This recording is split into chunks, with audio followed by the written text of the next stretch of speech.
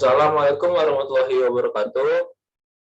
Perkenalkan, nama saya Muhammad Baru Rizky Lapane, NPM 2020282800013.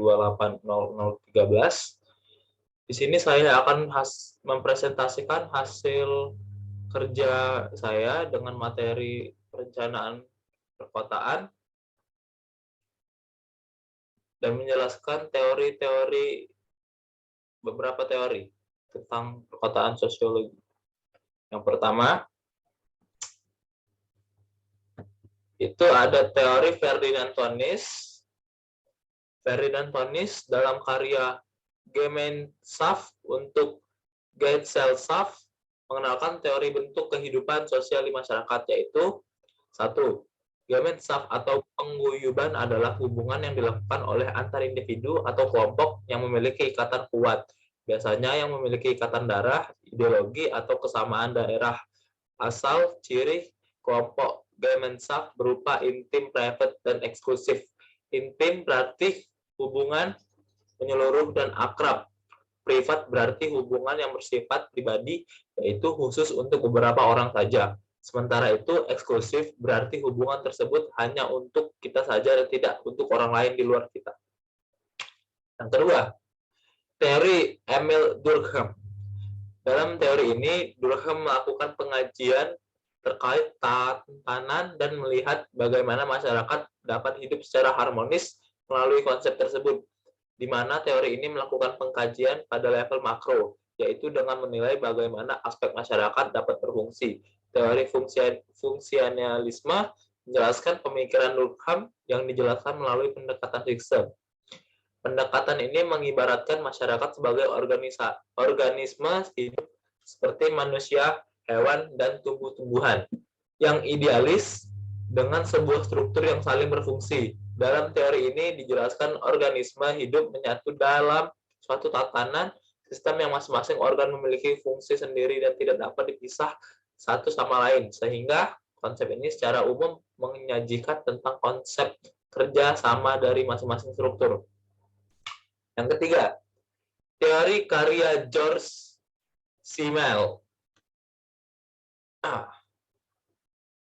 Teori ini bisa disebut dengan The Philosophy of Money.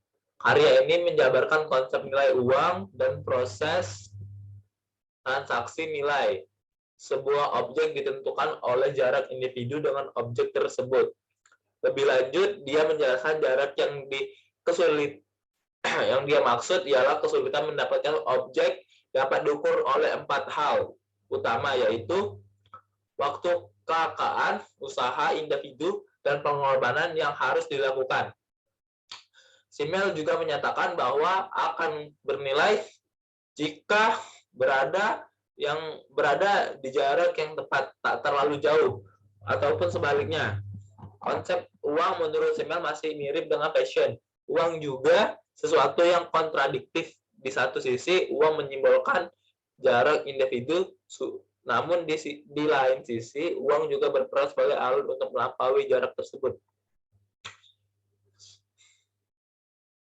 Yang kelima, teori Robert E. Park. Pengertian ilmu sosiologi menurut Robert E. Park adalah ilmu yang mempelajari perilaku kolektif sehingga masyarakat dilihat sebagai produk dari interaksi yang terjadi antara setiap individu yang dikontrol oleh seperangkat tradisi dan norma yang muncul dalam proses interaksi tersebut.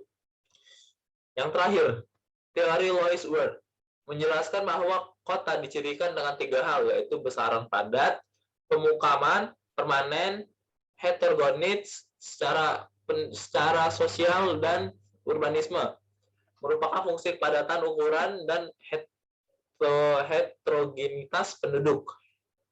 Fenomena asal masyarakat, fenomena sosial masyarakat perkotaan itu sosiologi yang saya tahu bisa diletakkan di mana saja, menggunakan sudut pandang atau pendekatan sosiologi yang serba bisa. Mengkaji fenomena sosial masyarakat perkotaan juga menjadi analis strategi oleh mahasiswa sosiologi yang hendak menyusun skripsi. Misalnya fenomena sosial, perilaku fashion orang kota, sosial budaya, kesenjangan sosial, permasalahan perkotaan, yang lainnya.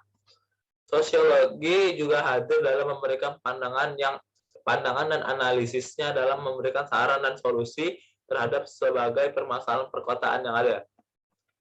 Baik, itu saja yang bisa saya presentasikan. Kurang dan lebihnya saya mohon maaf. Apabila saya ada salah kata, mohon maafkan. Dan juga suara saya ini lumayan terbata-bata karena saya sedang mengalami panas dalam dan sedikit pilek.